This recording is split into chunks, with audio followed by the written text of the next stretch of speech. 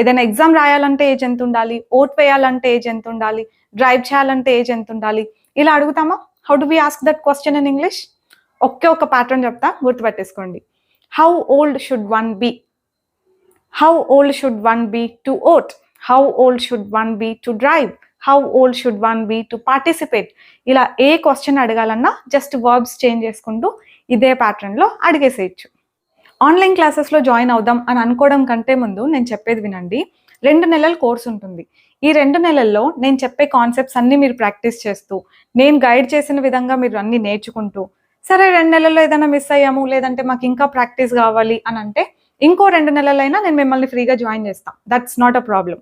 కానీ మీకు ఆ కమిట్మెంట్ ఉండాలి. సరే ఈ 2 నెలలు మిస్ అయింది, నేను ఈ 2 నెలల్లో నేర్చుకోలేకపోయా, ఇంకా అయినా నేర్చుకుంటా నేను జాయిన్ అయ్యి అన్న ఆ కమిట్మెంట్ మీకుంటే నేను గ్యారంటీగా ఏం చెప్తాను తెలుసా?